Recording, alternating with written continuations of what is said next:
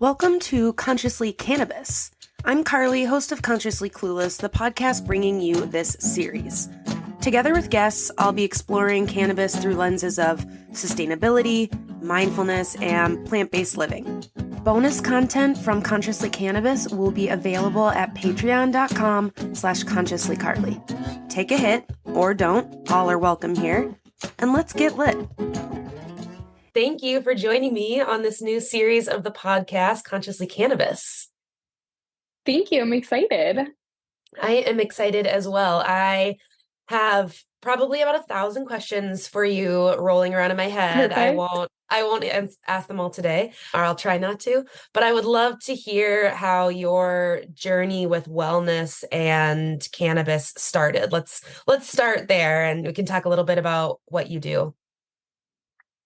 Absolutely. So I originally went to school to become a registered dietitian nutritionist. So I always knew that health and nutrition was important, and I was interested.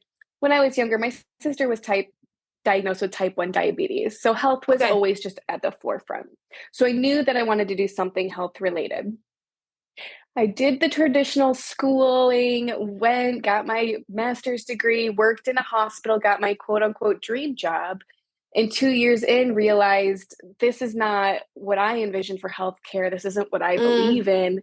And the whole time I had been secretly using cannabis my whole way through college and hiding it when I was working at the hospital. You really just I found myself at this intersection of like, who am I and what am I doing? I can't believe I'm working this job, like this dream job, I thought, Right. that feels so wrong in every kind of aspect of. I believe in more natural approaches, and when you're working in a traditional healthcare system, that's just not a reality. And Right. especially in acute care, as a dietitian, I'd come in and I'd be like, here's your Ensure and some pancakes. That was the extent of my role. And I had a master's degree to do so. And it Right. just didn't feel right. So I did have a food blog on the side. I feel like as many of us, we dabble in fun things. And eventually I just got to a point where I was like, you know what? I'm just going to go all in on my thing.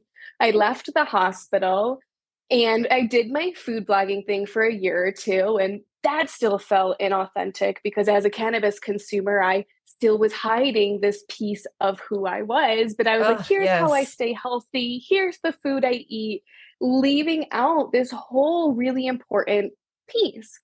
And so I remember I was on a trip to Arizona and I was like, you know what? I have to get this out into the world. I was so afraid that someone was going to out me that I was like, if I just out Mm. myself and tell the world that I use cannabis, then I could just move forward in peace. So I remember I wrote this whole blog post and it's still on my blog now. It's called Coming Out of the Cannabis Closet. And it's just like all this word vomit basically of here I am. I use cannabis. I have every day since I was an adult.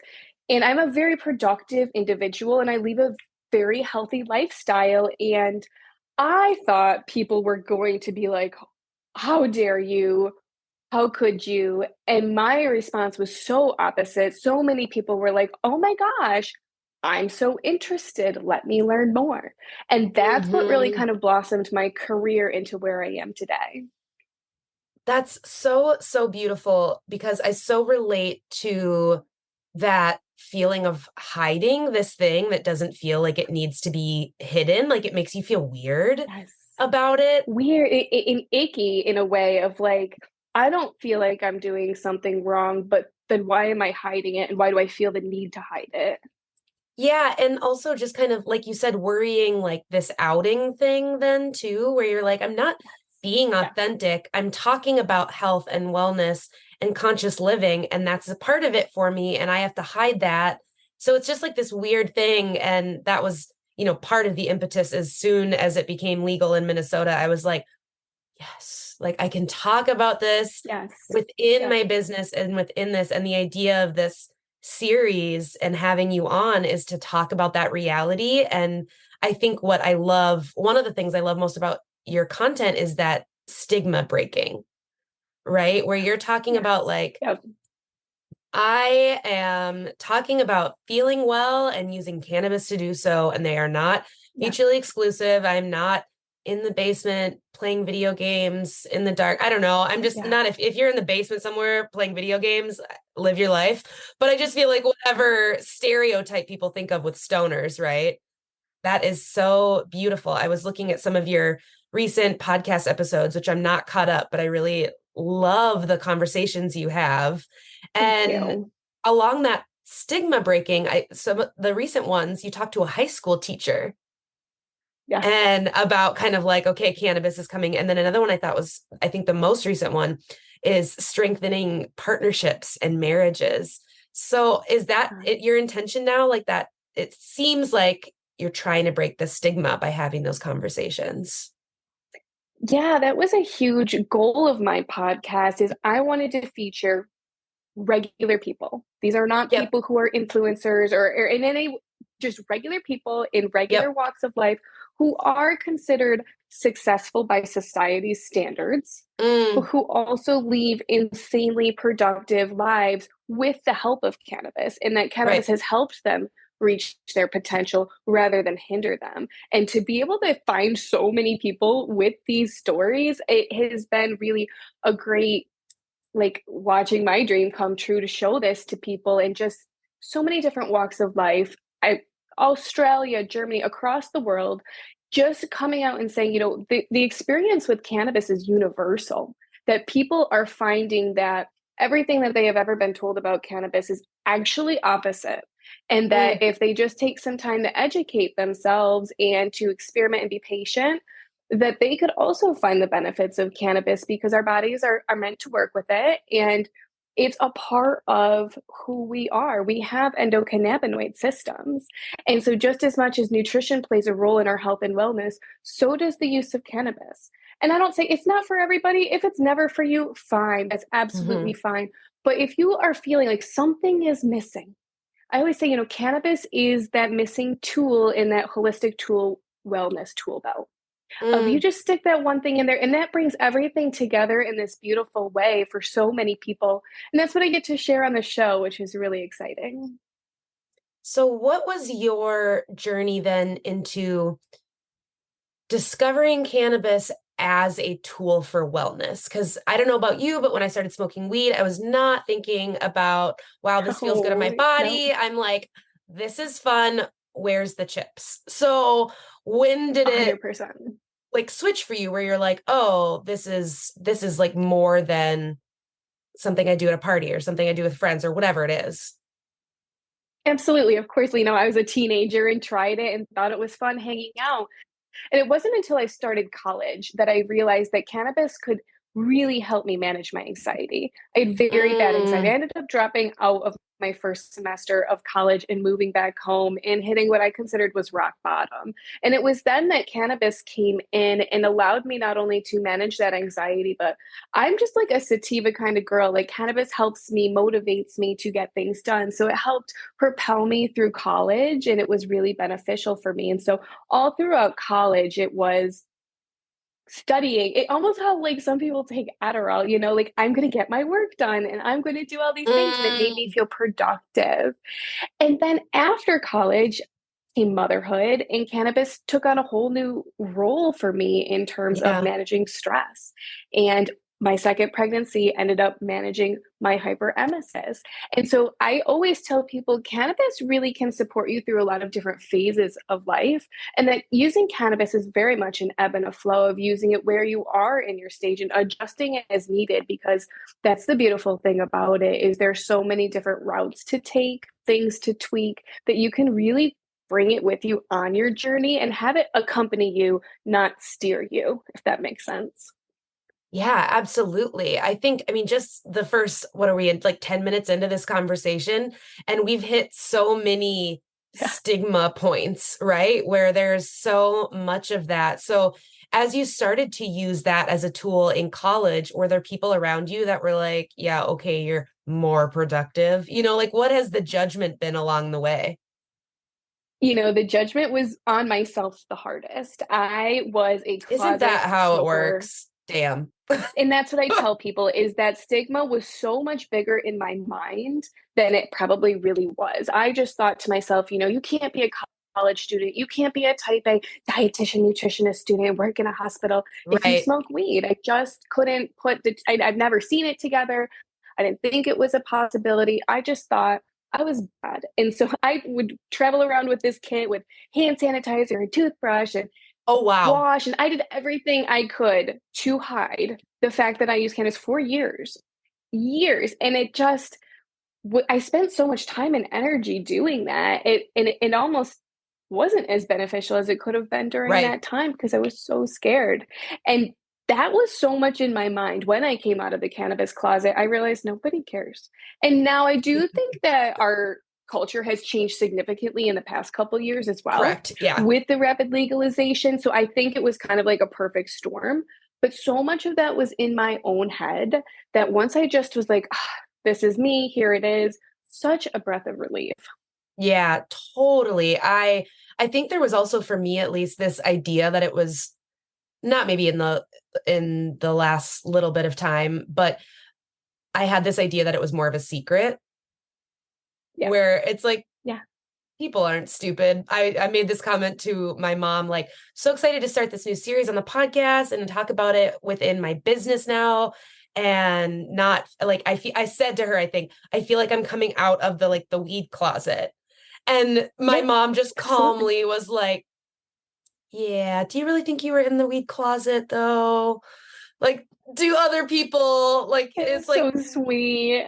we know. Yes. Everyone knows, honey. In your mind, you are. In your mind, you spend so much time putting up walls and protecting yourself because at the end of the day, we don't want people to judge us. And as much as we can say we don't care about what other people think, of course we care about what other people think. Otherwise, we wouldn't have these feelings towards cannabis. But the more that we come out and have these conversations and say, hey, we are normal people who are very productive, who live very wonderful, by society standards, perfect lives using Hmm. cannabis, we're fine. Everybody, we are fine. And the more that we see this, the more other people will watch this and say, okay, phew, I'm okay. Right. And there's nothing wrong with me. I can do this too. So you address kind of the shame that made you like hiding it and the hand sanitizer and the toothbrush. Did that judgment or any of that shame that came with it from yourself or from others, did that ever change how much or if you smoked at all? Because I had that experience. Honestly, it didn't. I found such relief. It was such a tool for me that I wasn't willing to give it up. I Hmm. wasn't willing to give it up even at the expense of my career. Like I was willing to continue to use and find ways to skirt around a drug test at the hospital versus give it up. Yeah. Cannabis is important to me in my life, and I'm not willing to give it up at this point either. So I'm glad that I stuck with my guns because it turned out okay. Yeah, good for you. So what was that conversation then? Unless you're married to your high school sweetheart or have kids with your high school sweetheart, what was that conversation then? As like it sounds like you were already really rooted in like cannabis is important to me, and not everyone Yeah. is on board with that. So what was that like dating or talking to partners or relationships? You know, it's a very full circle now. The person who introduced me to cannabis was an ex-boyfriend, you know, high school sweetheart. His family was very cannabis friendly and they introduced me to cannabis. And Interesting. of course, me and him are not together anymore. Will tell you recently I was at a local festival selling my products and his dad came up to me and said, I'm so proud of you. I wish we would have went into business a long time ago. And it was so full circle, especially because it's been over 10 years now since we dated. And it was so sweet of him to do. And it really made me feel like, oh my gosh, like I'm a big believer everything happens for a reason. But that was like a real full circle Yeah. cannabis moment for me. Yeah, totally. And ex also got me into weed. So I guess thanks to our exes. I gotta thank him for something, right? Yeah, exactly. Like we'll give them that. Yeah, absolutely. Like, thank you very much. So what was that like then with your current partner and what is that conversation around motherhood? Because I think people get real bent out of shape talking about marijuana and kids. Oh gosh, oh my gosh. So let's start with my husband. He does not use cannabis. He does not like the way Interesting. cannabis makes him feel. And I like to show people that, you know, couples can be different and they can have different he prefers alcohol. I don't like alcohol, but we can have a very productive life, a very productive marriage. He's always been supportive. He actually is in love with CBD and CBN products. THC is not for him, but again, cannabis is for everybody. He thought it was not for him because he doesn't Right. do well with THC. But there are other options that he now loves. He loves smoking CBD flower. And so that's just a nice little tidbit for people is you don't have to, both partners don't have to like the same thing, but having open conversations about why you do something or how it makes you feel or how it improves your life. Mm, Again, to that podcast episode, I think cannabis can really help people in relationships because it helps people manage their emotions. And when we talk yes. about relationships and always getting, so emotional about something, it's nice to have something that can kind of rein you in sometimes. I say, I'm a nicer wife. I nag less. Like, if I want to blow up at him, but I can just go smoke instead, like, I can be a little bit more thoughtful and considerate. And I do think that it is a tool to be helpful in a marriage for the right people. Right. Now, motherhood's a whole different thing. Motherhood, people go crazy with kids and cannabis. I am extremely liberal. It, when it comes to children, anything but THC is on the table. CBD, Mm, CBN, my kids use CBN sleep gummies every night. CBG, a lot of parents are exploring for an Adderall alternative. I'm super liberal. My kids touch cannabis plants. They're in the cannabis plants. There is absolutely nothing that is going to harm them. And that is really a big stigma that I want to dispel is that these plants are hmm. somehow dangerous to children. They're not. That's just brainwashing. And they belong in the garden right next to the tomato plants, right next to the pepper plants. And that's how my children are raised. That's how they've learned what cannabis is. And so I'm a big, big believer in that. I have two children, a 9 year old and I have a 2 year old. And with my 9 year old, I was too scared to use cannabis when I was pregnant. Yeah. And I wasn't really sick, so it wasn't a big deal. But back then, I didn't have the resources and the education that I have now. Fast forward with my 2 year old, I never thought that I would have hyperemesis or that I would be bedridden for 19 weeks of the first 19 weeks of Oh, my pregnancy. I was so healthy with my first. So I did make the choice to use cannabis. And I'm so glad that I did. I have zero regrets. I am a big proponent that I believe that cannabis should be a first intervention before prescription medications, not the hmm. other way around. But what I do know is that cannabis has been around for thousands of years used by mothers who were pregnant. And if cannabis was harmful to a fetus or a mother during pregnancy, we would know it. Our advocacy Right. groups would be shouting it from the rooftops. There's nothing to indicate. And they want to say, like, oh, maybe low birth weight. This baby was twice as big as my first one. Like, I don't even believe that. That's associated with tobacco smoke, not regular smoke. So I'm lucky. I've had a great experience. My midwife was super helpful. I had my medical marijuana card at the time, so the hospital Mm, did ask to see it. I don't know what the legal implications would have been if I did not have one. So I don't want anyone to make a choice that would jeopardize them legally. I felt right. safe making the choices that I made, but I am a big proponent. I think that it should be a first intervention before prescription medications. And I think it's an incredible tool for mothers, especially postpartum breastfeeding. I don't think there's Mm. anything wrong with using cannabis while breastfeeding. And I think there is no greater time that a mother deserves some type of relief than in those that postpartum, that fourth trimester. And so I'm super liberal about what I think is okay for people, but it took me a long time to get there. Well, and I think what you're identifying too, for me at least, is that it doesn't have to be this either or. It's like this Right. is a No. tool, right? It's not like Western or Eastern or this or Nope. that. It's like this is a tool Yeah. that fits in for your life in your way. Like I take antidepressants. I take less now because of weed. But like if I have to be on antidepressants for a while, that's okay with me. Like that's part of the journey. Absolutely. But Yes. And I think it is that's a that great thing idea of either to or. highlight. It's so important to highlight that though for people. It's not an either or. Cannabis Right. doesn't have to be the only thing. And the goal is to feel better. So if that is cannabis and prescriptions, great. If that's Yep. just prescriptions, great. Like I want people to feel better. And if cannabis is involved, yes, but I don't want people to feel like, oh, but cannabis doesn't make me feel better, so there's something wrong with me. That's not Right. it either. And I just want people to do what makes them feel good without the shame associated with it. I also love that you mention your kids being like around the plants in the garden and whatever else, because, kids in our Western societies, at least, and growing up in the United States, like we see alcohol all the time, typically. Like it Yeah. is, like our parents have like the beer cooler or the alcohol like closet that you're not supposed to go in or above the fridge or whatever it is. And it's this very like off limits, blah, blah, blah.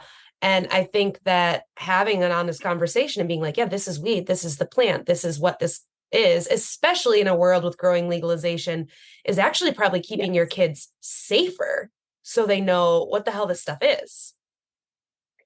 I absolutely believe that. And my kid had a lot of exposure to both alcohol and cannabis. And we've had a lot of discussions about why I prefer not to use alcohol Yep. versus cannabis. And it was something actually that I had to work on the last couple of years is I've stopped drinking, but socially I like to use cannabis. And I was not using cannabis in front of my kids smoking Mm. because I thought in my mind, moms can't smoke in front of their kids. And I really had to challenge myself and say, if you're at a party, if you would drink a beer in front of them, why do you feel so wrong to light up a joint in front of them? And so now people might think it's wrong, but I actually do because that's how mommy likes to relax. And everyone Right. else can drink their beers. And I might have to get over that a little bit still, even, but I want to set the example to my children that alcohol is not better than cannabis. Alcohol shouldn't be more publicly or widely used than cannabis, and that I can be at a party and not drink alcohol and use cannabis and still be a normal functioning part of that party without being like the oddball out. Hey there, it's me. If you're digging this conversation so far around conscious living in this episode and you're feeling inspired to make change, that's literally why I'm here. If you want sustainable ways to be sustainable, you hear eco-friendly or green and wonder if you're doing it right. You want to make your diet more earth-friendly by going vegan. You want to live a more connected life, but you're not even sure what that means. No judgment. It is possible to feel excited about making changes to make a difference in the world every single day with your choices, to go vegan and stay vegan without feeling like you're missing anything, or to learn how to make good choices for the planet without feeling stressed. I help folks who are ready to make changes in their life that support their health and the world around them through supportive coaching, practical education, and steps that make you enjoy the process. If that's you, email me at consciouslycarly@gmail.com and let's chat. Back to the episode. What I appreciate about that conversation too, and you identifying this is hard for me, like this is something I'm still getting over. So it's like that internalized shame because of our culture, but I'm still going to push myself to try. Like you're not out here being like, it's easy. It's just get over it. You're like, no, I've got some internalized shame around this too because of our society, and I'm figuring out what that looks like. Absolutely. And I do struggle with it. And I struggle with it a lot in the sense that my son, who's 9, is getting older, and that I know that other people are going to judge him based on what I do. And so I really try and juggle that perception. We live in a tiny town. Just the other day, he says to me, Mom, the counselor came in and she was talking about career options. And she was talking about taking over your parents' business. And she's like, he said, I really wanted to tell her I want to take over your business. He goes, but I don't know how to tell her what your business is. And I thought that was so insightful from my 9-year Wow. old. And I was like, you can tell people, first of all, you can work for me. I'm so excited that you would I know. I consider was that. like, okay, can we That's, say, first of all, how cute that is?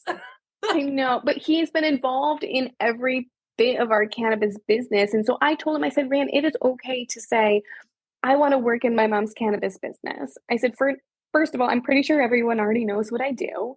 Second of all, everything we do is legal. And third of all, like we shouldn't feel weird about it. I don't feel weird about it, honey, and you shouldn't feel weird about it. So we'll see if he decides to tell the school that's what he wants to do in the future.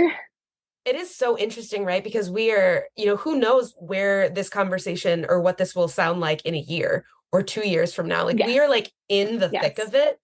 So it's so interesting to see, I'm assuming we're like somewhat similar generation here.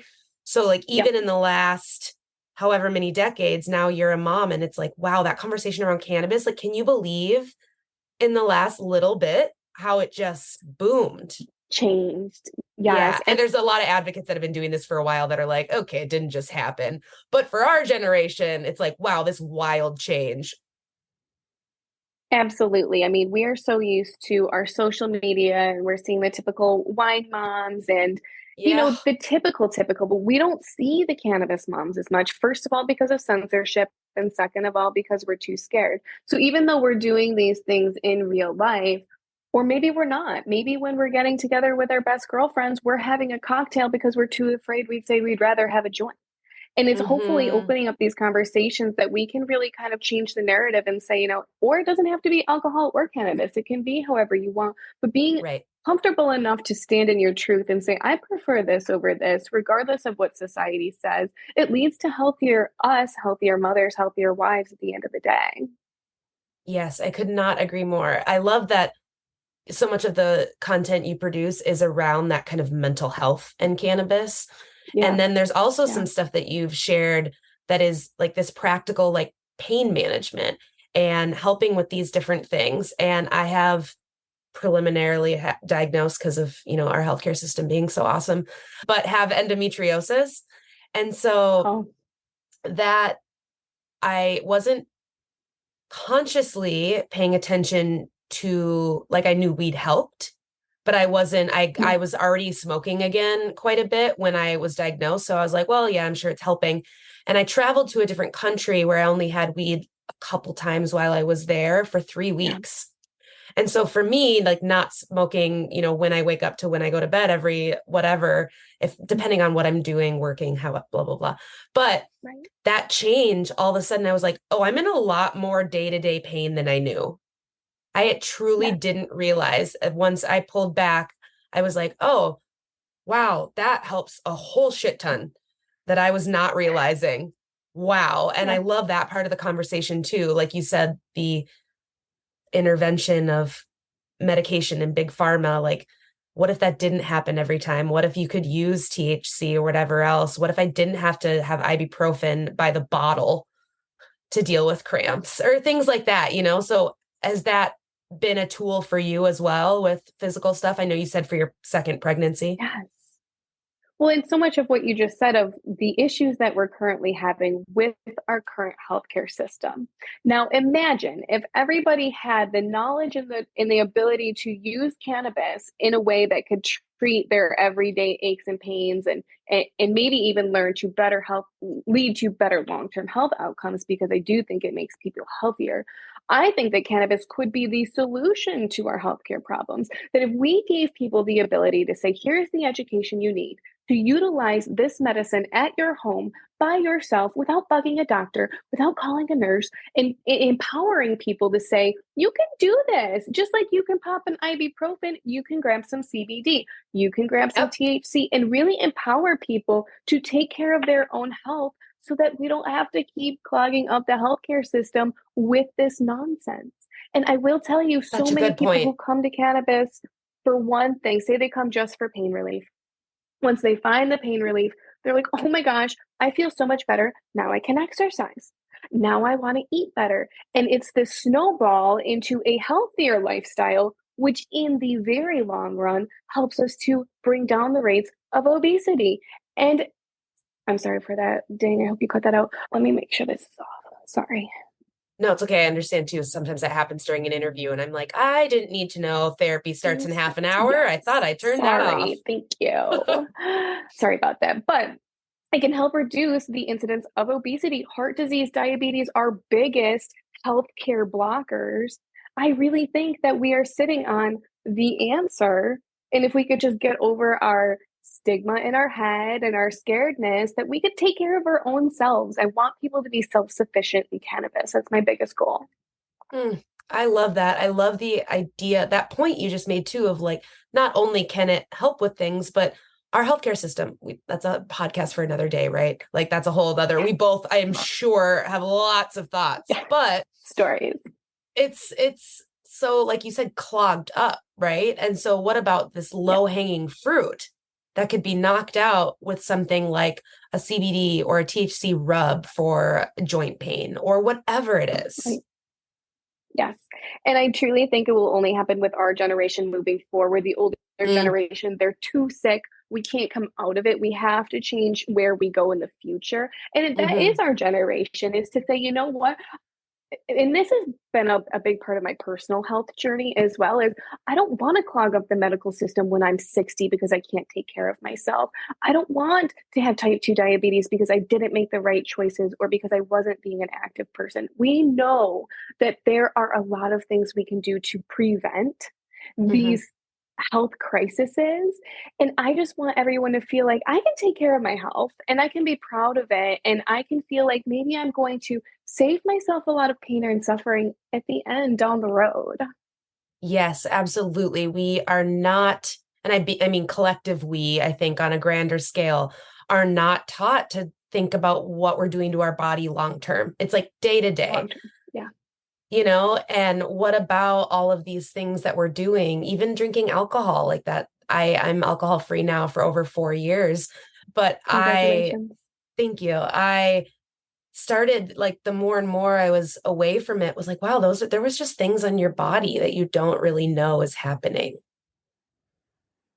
Yeah. And I find that our whole removal. relationship with alcohol crazy of what we accept with alcohol. And it almost makes me wonder if maybe alcohol wasn't pushed because cannabis was taken away. But Mm, cannabis is so much safer than alcohol. Alcohol is so dangerous, it's benefit to poison. it. It's poison that we drink and that we're proud to drink and that we share with others. And I just, as I'm on my own alcohol free journey, I just really am like, and not to say that I don't like to have a cocktail a Right. time or two. If I'm going out on a date with my husband, yes, I want a dirty martini. But the Hmm. way that I have changed my relationship with alcohol and really just to see like what benefit does it bring to me? And it's very little. And that made it really easy to just say, you know what, I'd rather have cannabis. Yeah, absolutely. When you imagine the future and our future with cannabis, like what is your ideal world with how we talk about cannabis in our culture? I want people to live like I live, where I can use cannabis. The people that I know that love me the most don't judge me for it. They know that it's a tool that helps me be more productive. They celebrate me because I'm well, not because of how I'm well. And I want Mm, everybody to have that acceptance. I want everybody to have that support system so that they can go out and be the best versions of themselves. I truly believe that we all have this incredible potential to go out and do something in the world that is meaningful. And when we feel well, we're able to pursue that. We're able to find these passions. And so many people live these lives that are just devoid of any type of like passion or purpose. And I feel like cannabis can spark that. And I feel like feeling well can spark that. And so I just want everybody to feel that way too, of where they feel so good that they can go out and extend that good out into the world. I can tell chatting with you how genuine your passion and energy is for this. And it's like quite beautiful Thank you. Thank to you. feel someone who's like, I just want to share this because I think other people will feel better.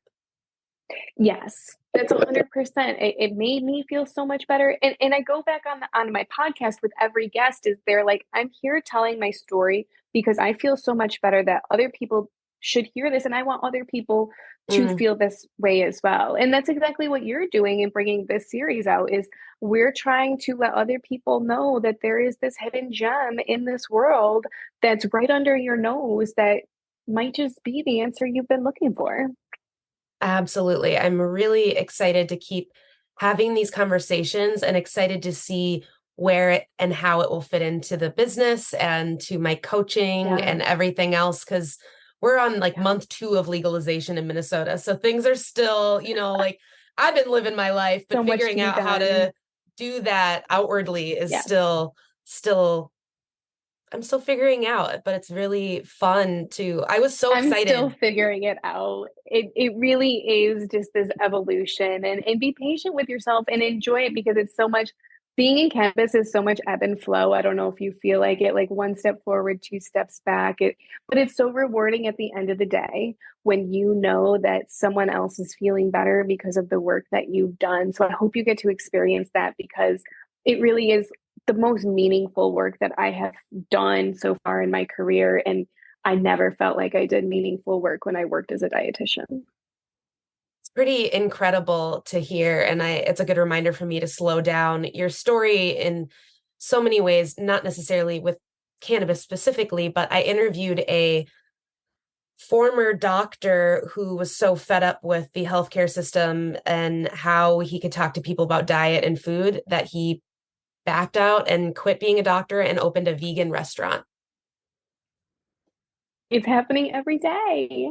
Yeah, it really is. I think there's this pushback. Again, it's not the either or, but this pushback that when you're in healthcare in our country, at least it is an Yes, either or. They're making it you is. choose Yep. either or. And so many people are like, oh, this just doesn't work. No, why? Why? Why can't we have both? Yeah.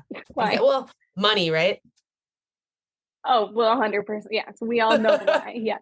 Oh, yeah, it's just maddening. So I know that you have a guide on your site about growing, and you said your kids being in the garden and stuff. So I forget what state Yeah. you're in. I'm in New York State, and I have like a Okay. very specific post on why cannabis plants are not dangerous to children. It goes into the scientific reasons that there is absolutely no reason for anyone to be scared for a child to be near a cannabis plant. So if you're a mother listening and if you're like, I don't understand, it's science. There's nothing Mhm. unsafe about it. Read through it. I hope it makes you feel better. The guides that you have are really helpful because there's so much information on this. It's nice to be able to kind of have a starting place. And, whether it's growing or Yes. learning about wellness or whatever it is, you've got some really great ones. I encourage people to check it out. And I'll have all that in the show notes, your website and Thank stuff you. for people to find you. But what's your experience been with growing? Is that a newer thing, or have you grown for a while now? Because that's another conversation I think will be really interesting on this podcast, is sustainability and marijuana. It really has changed my whole kind of perspective on cannabis and sustainability and Mm, self-sufficiency, because I do feel like as we are moving forward with legalization, the dispensary, the medical system, even the recreational system is just turning into big pharma yeah. 2.0.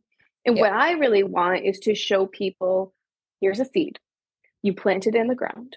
You let Mother Nature do its thing. Every picture of a beautiful cannabis plant you see on my website is a seed that I put in the ground and walked away. Like, I want to teach people it is not hard. It is not anything that requires a lot of work.